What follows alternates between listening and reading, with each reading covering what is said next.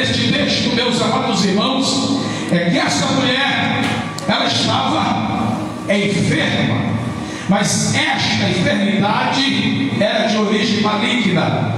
Havia um espírito de enfermidade sobre esta mulher. E eu quero desde já dizer para a igreja que muitos casos, em muitas situações, nem sempre uma enfermidade quer dizer demônio, e às vezes nem sempre uma enfermidade significa um estado clínico, um estado de saúde, digamos assim, um estado de saúde debilitado. Às vezes é demônio e às vezes não é demônio, e fica muito difícil a gente associar. Nem sempre a enfermidade é demônio. Por exemplo, quando as leis da natureza são quebradas, isto pode acontecer da pessoa ficar enferma. Se você ficar, por exemplo, muito exposto à chuva, enfrentar uma chuva, você vai sofrer um resfriado. E se você sofrer esse resfriado, não vai ser demônio.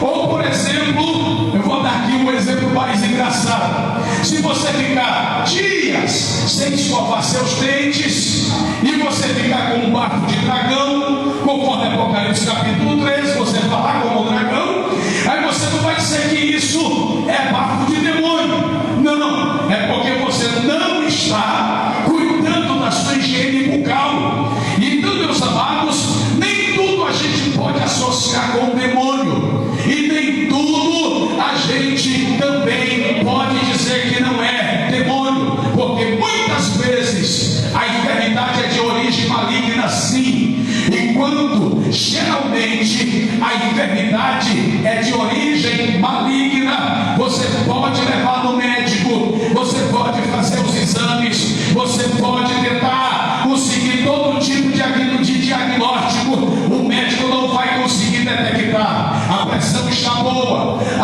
não tem diabetes, não tem isso, não tem aquilo, está tudo normalizado, mas a pessoa ainda tem aqueles sintomas. Então isso nós percebemos, queridos irmãos, que se trata de uma enfermidade causada por um espírito maligno. E esta mulher estava com esse tipo de enfermidade, ou seja, uma enfermidade causada por um espírito maligno. E eu quero dizer para a igreja que geralmente o inimigo das nossas almas, ele tem esse tipo de modalidade, dessa forma de agir na vida das pessoas, porque o diabo imita muito o reino de Deus, e ele tem um império, ele tem o reino das trevas. Assim como no reino, há um reino chamado reino de Deus, há o reino das trevas, há o reino do diabo, há o reino dos demônios. O reino de Deus opera paz, no reino de Satanás opera ódio, no reino de Deus opera luz, no reino de Satanás opera as trevas, no reino de Deus opera vitórias, opera bênçãos, no reino de Satanás opera maldições. E é interessante, queridos irmãos, que nós temos três poderes em nosso país e em nossa Constituição: o poder executivo, o poder legislativo e o poder judiciário. O poder executivo é o presidente da República, e este presidente da República é assessorado por ministros, há cerca de 23 ministérios em nosso país, assessorado por 18 ministros. E o apóstolo Paulo está também comparando os demônios desta forma, e ele chama os demônios em Efésios capítulo de número 6 e o versículo de número 12,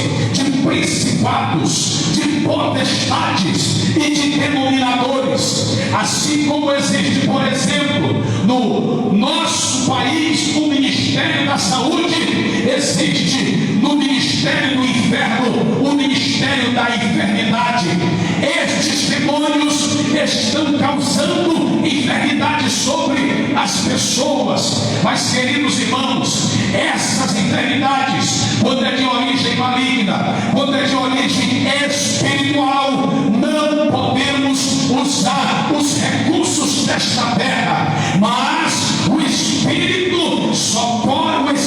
de enfermidade só pode ser resolvido este problema com um outro espírito, e este é o Espírito de Deus, e este é o Espírito do Senhor, ou seja, o Espírito do Senhor, o Espírito Santo. Ele usa como recurso o nome de Jesus Cristo, ele usa como recurso o sangue de Jesus Cristo.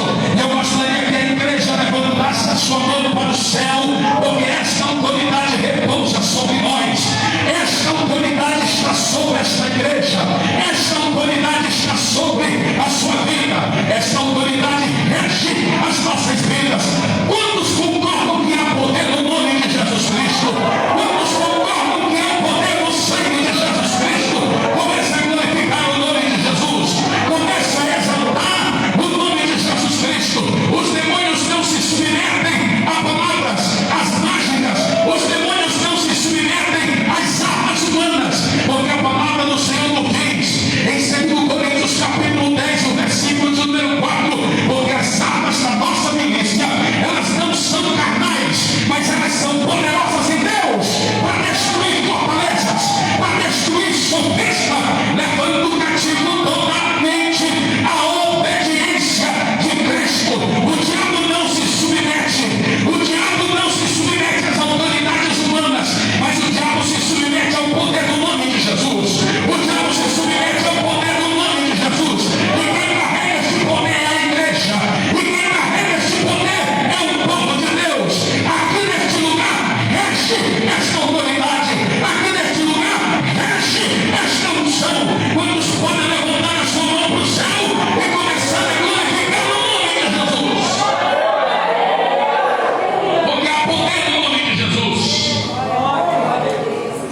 há poder no nome de Jesus Cristo. E essa mulher estava oprimida, e o texto diz: 18 anos ela se encontrava oprimida, 18 anos ela se encontrava desta forma. E o que é interessante, queridos irmãos, é que eu descobri na Bíblia o nome desse demônio que estava agindo nessa mulher. E é bem simples o nome desse demônio. Quantos anos ela estava sofrendo? A igreja responde: 18 anos. Ela estava sofrendo por 18 anos. E o que é interessante é que esse demônio, ele estava sentado na coluna cervical da mulher. E é interessante que Jesus viu. Quando ele a viu de longe, ele concluiu: essa mulher está oprimida por Satanás. Jesus viu a enfermidade, Jesus viu o demônio e Jesus viu a mulher. Jesus viu a enfermidade, Jesus viu o demônio e Jesus viu a mulher.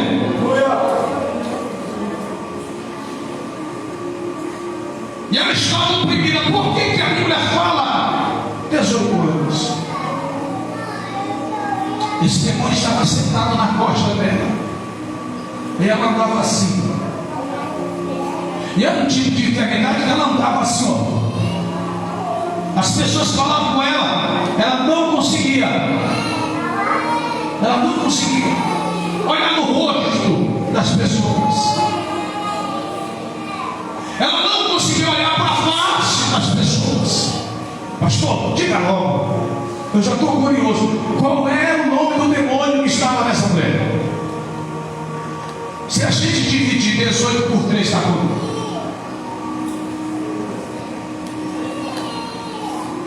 6. E quantos 6 vai dar 18? Quantos 6 vai dar 18? Vamos classificar: 6, mais 3, mais 6 e mais 6. Qual é o número que tem aí? 666. Tem ou não tem? Sim ou não? 66618. Então qual é o nome do espírito que estava nessa mulher? O espírito do anticristo. O espírito que estava sobre essa mulher é o espírito do anticristo. E eu quero nesta noite estar apresentando alguns sintomas que a igreja pode sentir quando o espírito do anticristo está atuando na igreja. O primeiro sintoma que essa mulher sentia, meus amados irmãos, é que ela não podia olhar para Jesus. E o espírito do anticristo, quando está atuando na igreja, ele impede a igreja de olhar para Jesus.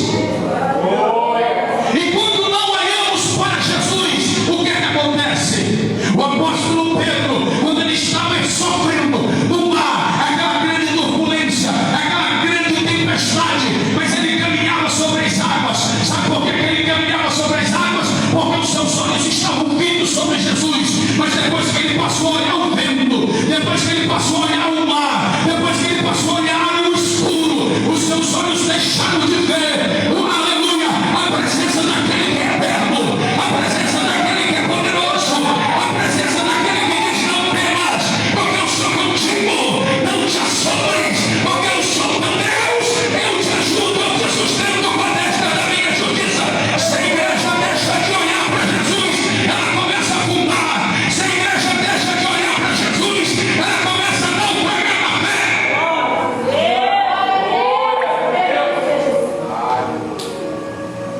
Olha para Jesus, porque o espírito do anticristo, ele não quer que a gente olhe para Jesus. E essa mulher não podia olhar para Jesus.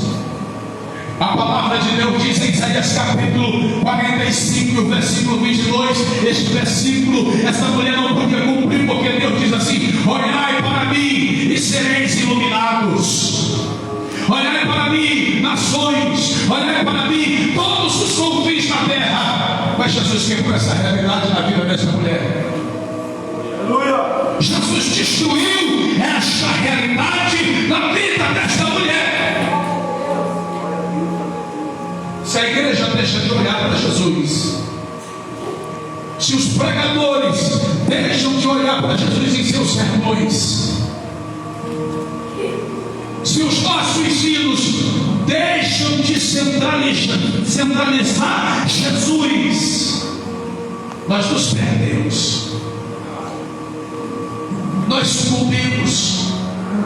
Hebreus capítulo 12, versículo de número 2 diz assim: corramos e prossigamos para a corrida que nos foi proposta, olhando para o autor e aperfeiçoador de nossa fé, Jesus Cristo. Suportou a cruz, não por fardo de vergonha, mas está sentado à destra de Deus Pai. Por que muita gente tem saído da igreja? Por que tem acontecido tantos escândalos? Por que muitos gigantes têm caído em nossa geração? E geralmente esses gigantes que estão caindo em nossa geração acabam atingindo a fé de muitos. É porque a fé de muitos estão baseada em homens. Para de basear a tua fé em homens, baseia a tua fé em Jesus Cristo. A nossa fé tem que estar fundamentada em Cristo.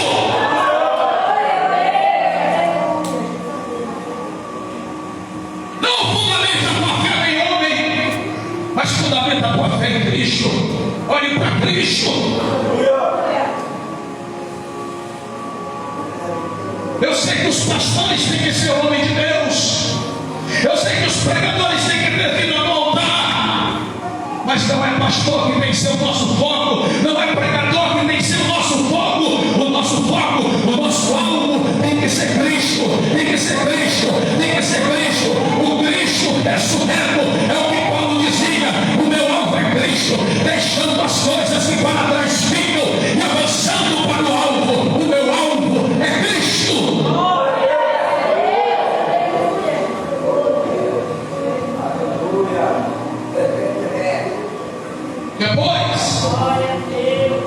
Jesus Cristo diz assim para a mulher. Ele olha para a mulher. Ele fita os olhos sobre a mulher. Me preste atenção. Na hora que ele vai em direção à mulher, ele diz assim: filha, estás livre. Mas a mulher não é curada. A mulher só é curada, pastor, quando Jesus toca nela.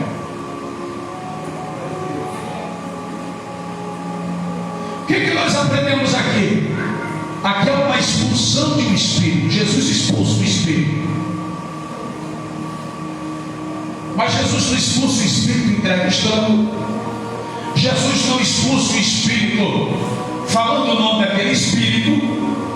Porque, meus irmãos, Jesus não tem cartilha para operar milagres.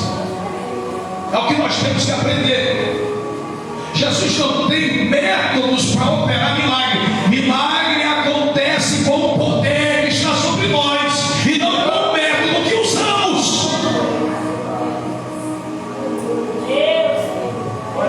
Para operar milagre não existe truque, não existe cartilha. A mesma coisa, Jesus não precisou simplesmente dizer: sai, demônio. Mas ele só precisou dizer para a mulher: estás livre. Quando ele disse: estás livre, ali ele estava libertando a mulher. Mas o que é interessante é que Jesus expulsa o demônio, ele tira o demônio e tira a enfermidade. E eu digo para a igreja: se ele não tirasse a enfermidade, mas só o fato dele tirar o demônio, era muito bom assim. Mas se ele tirasse a enfermidade e deixasse o demônio, aí não seria bom, seria algo muito grave. É como existem muitos casos: as pessoas querem se livrar do mal, querem se livrar da enfermidade, mas não querem se livrar do demônio, ainda querem continuar com o demônio. Tem gente que quer a bênção do Evangelho, tem gente que quer a bênção que Deus dá, mas as velhas práticas ainda continuam. Os velhos costumes ainda permanecem. Mas Jesus Cristo disse assim para aquela mulher: filha, estás livre. E quando ele diz: estás livre da tua enfermidade, ele estava retirando o demônio, ele estava retirando toda a opressão, ele estava retirando tudo que havia de negativo na vida dela. Aleluia. Sabe o que a gente aprende, queridos irmãos?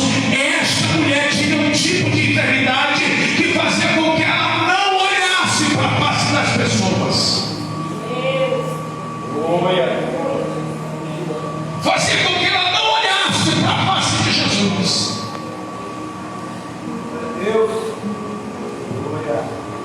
E preste atenção nos sinais. Hoje a gente tudo diz que é depressão, mas existem espíritos causadores da depressão.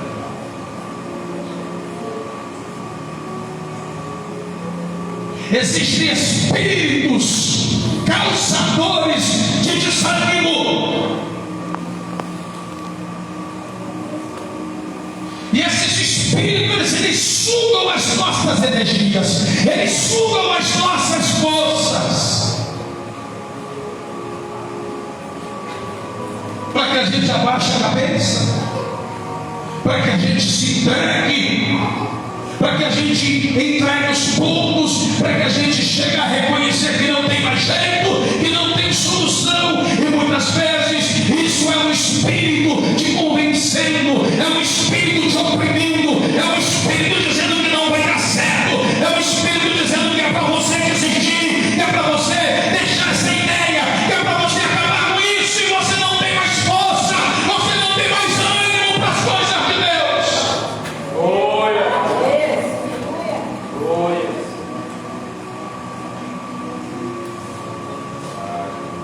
Mas preste atenção, Jesus Cristo, quando ele foi assunto aos céus, a igreja ficou olhando para cima. Sabe por quê? Porque todas as religiões te obrigam. Toda vez que você olha para um líder religioso, você olha para baixo.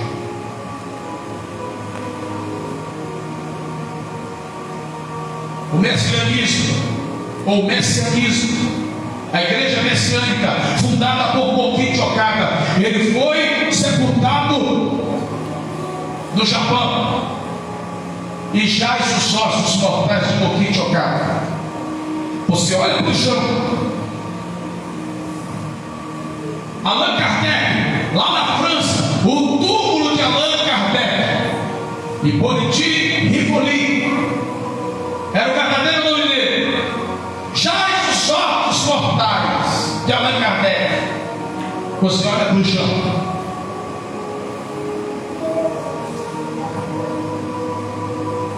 Na cidade de Meca, você vai, jaz os ossos mortais de Maomé. Você olha para o chão. Mas no Monte das Oliveiras, toda a igreja viu o seu Cristo subindo, subindo, subindo, subindo, subindo, subindo, subindo. Então a igreja que olha para Jesus, ela olha para cima. Uma igreja que olha para Jesus, ela olha para cima, porque o em cima reina Deus, embaixo reina Satanás. O reino de Deus está em cima. Então erga a tua cabeça nessa noite, levanta os teus olhos para os céus, aleluia, levanta-te, resplandece, porque vem a tua luz. O Espírito de Deus, ele já está transmitindo ao meu coração que hoje tem renovo de Deus aqui. O Espírito do Senhor, quando ele começa a reavivar a chama, quando ele começa a reacender a chama, este crente começa a pensar positivo, este crente começa a gritar maranata, este crente começa a andar alegre, este crente começa a formosear o rosto, porque é isto que a presença de Deus faz. A presença de Deus alegra, a presença de Deus anima, a presença de Deus dá força para a igreja. Mas o espírito do anticristo, ele quer nos oprimir, o espírito do anticristo, ele quer nos deixar cabisbaixo.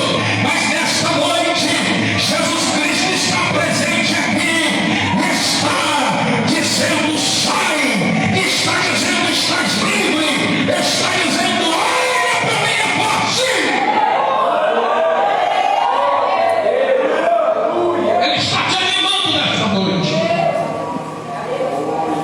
Ele está expulsando todo espírito de opressão nesta noite. Ele está expulsando todo espírito de depressão nesta noite. Eu vou dizer algo para a igreja. Só durante essa semana, 5 amigos meus que pregam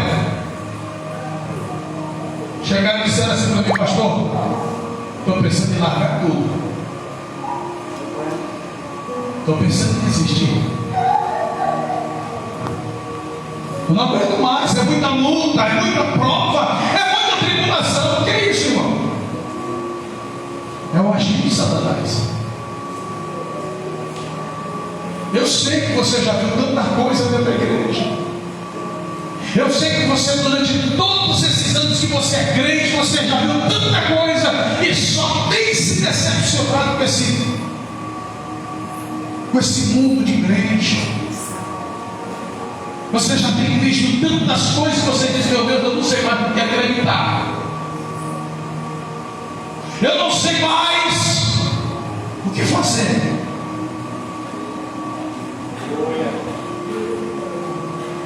Mas uma palavra de Deus eu tenho para você nessa noite. A Bíblia diz que Jesus olhou para aquela mulher. Eu já estou encerrando essa mensagem para lhe dizer nesta noite: Ele está te olhando.